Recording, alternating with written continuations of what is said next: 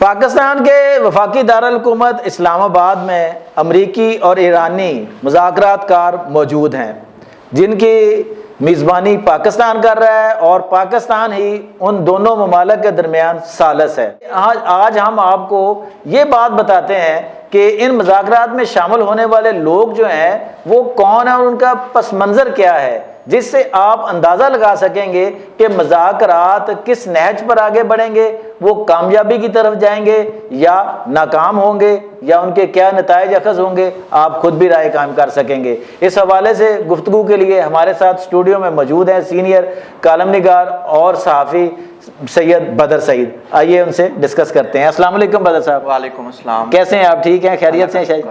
اچھا بدر بھائی یہ بتائیے گا کہ اس وقت اسلام آباد میں جو مذاکرات ہو رہے ہیں ان میں جو شخصیات ہیں نا، ان میں صف اول میں نائب امریکی صدر جو جے ڈی وینس ہے وہ قیادت کر رہے ہیں، ان کے ساتھ جو ہے اسٹیو ویٹکوف ہیں اور پھر جیرڈ کشنر۔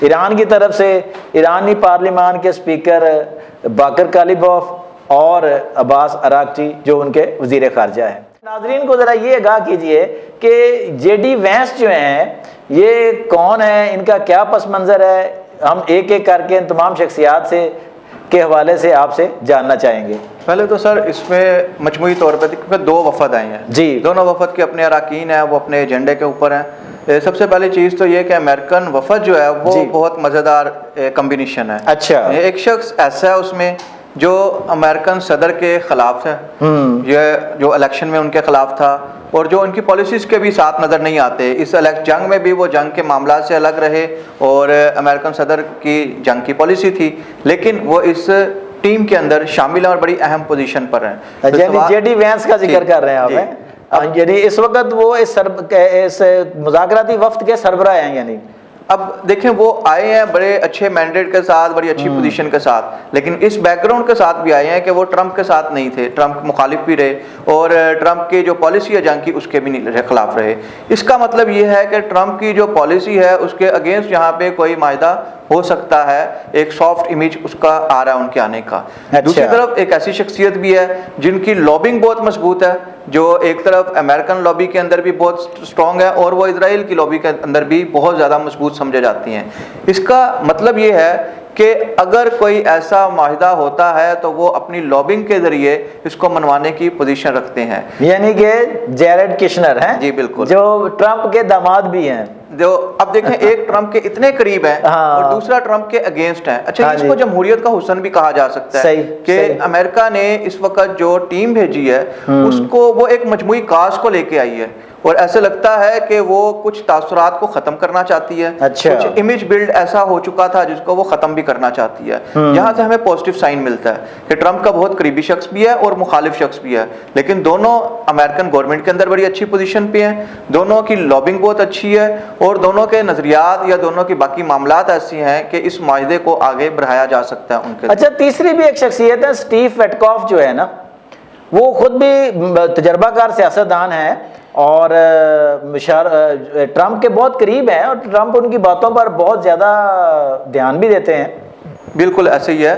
دیکھیں اب پھر بات وہیں پہ آ گئی، ایک مخالف ہے، دوسرا جو ہے اس کی لابنگ بہت مضبوط ہے اور تیسرا ٹرمپ سے منوا سکتا ہے۔ جی ہاں، کہ اگر کوئی چیز منوانی ہے تو اس کے مشیر خاص ہیں، مشیر خاص ہے اس کا، اور وہ اس سے یہ بات منوا بھی سکتے ہیں کہ یہ معاملہ اب ایسے ہی چلے گا۔ اس کی وجہ سے لگتا ہے کہ اس وفد کے پیچھے ٹرمپ نہیں ہے، اس کے پیچھے پینٹاگون ہے۔ اچھا، کیونکہ یہ ظاہری بات ہے دفاعی معاملات ہیں، یہ اسٹریٹجک معاملات ہیں، تو وہاں پہ بھی مکمل بریفنگ ہوتی ہے، وہاں پہ بھی مکمل اس پہ گائیڈ کیا جاتا ہے، شعبہ پینٹاگون کا ہے اور پینٹاگون کی جو ڈائریکشن ہے اس کے اوپر ہی یہ لوگ وہاں سے آئے ہوں گے۔ اور جب وہ یہاں پہ آئے ہیں تو ان کا کمبینیشن اتنا مضبوط ہے کہ یہ ایک قسم کی گارنٹی ہے، ان کی آمد گارنٹی ہے کہ وہ اسرائیل، وہ امریکن اور اس کے علاوہ وہ ٹرمپ کو اپنے اس بات پہ لا سکتے ہیں جو کہ وہ یہاں پہ طے کریں گے۔ اس کی وجہ امریکہ کے اندر بھی اس پہ بہت زیادہ ایک آواز اٹھنا شروع ہو گئی کہ یہ جنگ امریکہ کی جنگ نہیں تھی، یہ جنگ اسرائیل کی ہے جو کہ امریکہ لڑ رہا ہے۔ امریکہ کو براہ راست تو ایران سے کوئی خطرہ نہیں ہے،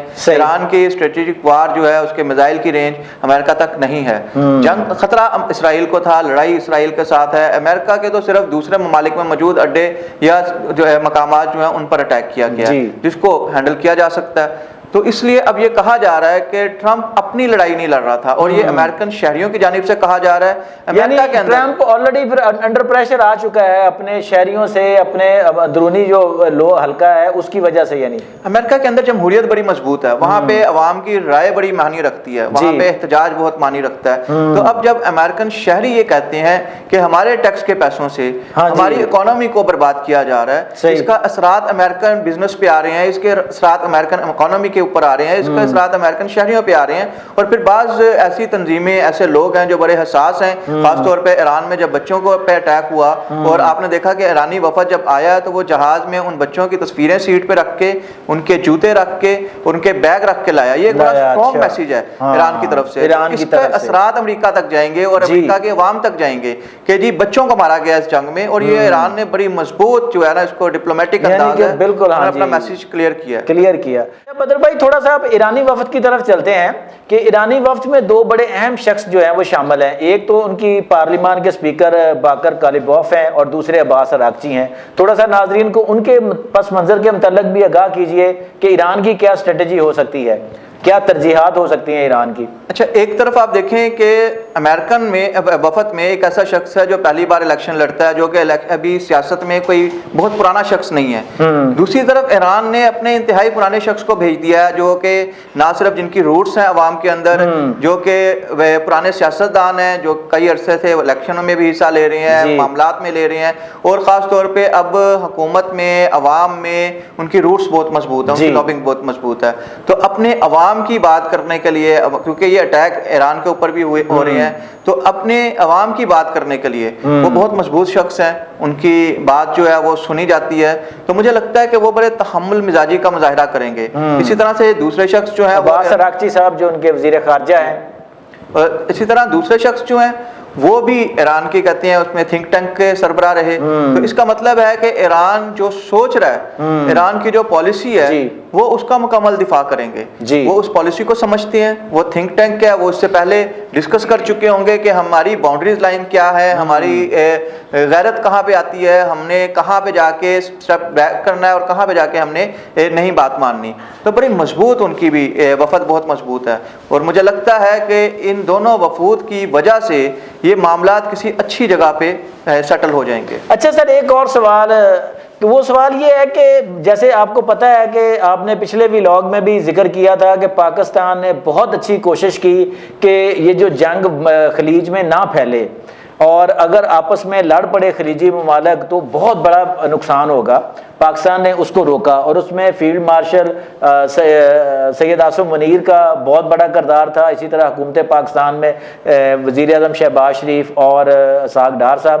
تو آپ کس طرح دیکھتے ہیں کہ یہ تینوں شخصیات جب وہاں بیٹھی ہوں گی تو ان کا وزن جو ہے وہ بھی اہمیت رکھے گا ان مذاکرات کے درمیان، کہ دونوں مذاکرات ان کی کوششوں کو بھی جو ہے کی گئی تھی ان کو وزن دیں گے؟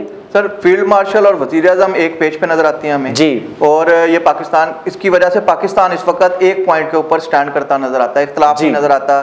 اور اس کا اثر ہوگا اس کے اندر، اس معاہدے کے اندر. فیلڈ مارشل کی اپنی ایک شخصیت ڈیولپ ہو چکی ہے جو سامنے آ چکی ہے دنیا کے، انڈیا کے ساتھ جنگ میں، افغانستان کے ساتھ جو معاملات ہیں اس کے اندر، اور اتنی بڑی پاور کے طور پہ، مطلب فیلڈ مارشل جو جتنی بڑی پوزیشن کے ساتھ کھڑے ہیں، اس کے باوجود وہ جب امن کی بات کرتے ہیں، وہ جب خطے سے جنگ ختم کرنے کی بات کرتے ہیں، جب وہ سپر پاور کو اور ایران کو آپس میں بٹھانے کی بات کرتے ہیں، تو اس بات میں بہت وزن آ جاتا ہے کہ ان کے ذاتی مفاد نہیں ہے، وہ اس خطے کے لیے، اس ملک کے لیے جو ہے پوری اپنی کوشش کر رہے ہیں. اور اسی وجہ سے لوگ وہاں پہ آ بھی رہے ہیں سارے، کیونکہ اب پاکستان اس پوزیشن پہ ہے جو کہ بزرگوں نے کہا تھا کہ دنیا کے فیصلے پاکستان میں ہوں گے، ہوا کریں گے. حقیقت آج لگتا ہے پہلا قدم اس طرف جو ہے وہ آج حقیقت میں دیکھ رہے ہیں کہ دنیا کا اتنا بڑا فیصلہ جو دنیا کو تیسری ورلڈ وار کی جانب لے جا سکتا تھا، وہ اگر ختم ہوتا ہے یا اس کی آنچ ہلکی ہوتی ہے تو وہ پاکستان میں بیٹھ کے فیصلہ ہوگا. جی دوستوں اور ساتھیوں، یہ تھے سید بدر سعید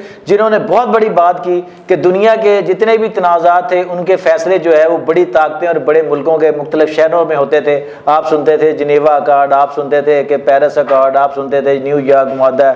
تو آج جب اللہ کرے کہ یہ مذاکرات نتیجہ خیز ہوں اور جب دنیا بھر میں یہ بات جائے کہ یہ اسلام آباد ایکارڈ ہے، تو یہ یقیناً اللہ رب العزت کی طرف سے دی گئی وہ عزت ہوگی جو ہمیں اللہ پاک نے دی ہے، اور جس کی پھر حفاظت جو ہے وہ بھی ہمیں ہی کرنا ہوگی۔ ہم امید کرتے ہیں کہ جس طرح یہ سید بدر سعید صاحب نے یہ بیان کیا کہ دونوں طرف کے جو وفود ہیں ان میں شامل جو شخصیات ہیں وہ اس کیلیبر کی ہیں کہ وہ اس معاملے کو سلجھا سکتی ہیں اور اس کا مستقل اور دیر پا حل بھی نکال سکتی ہیں، جبکہ انہیں پاکستانی انتہائی اہم شخصیات جیسے کہ فیلڈ مارشل عاصم منیر صاحب ہیں، وزیر اعظم شہباز شریف صاحب ہیں اور اسحاق ڈار صاحب ہیں، ان کی معاونت بھی حاصل ہو، اور پھر ان سب سے بڑھ کر جو دوست ممالک ہیں ہمارے وہ بھی ہمارے ساتھ کھڑے ہوں۔ تو کوئی اس بات میں شک نہیں ہے کہ انشاءاللہ اسلام آباد معاہدہ جو ہے وہ مکمل ہوگا اور اس کے ذریعے جو ایک مستقل امن ہے خلیج میں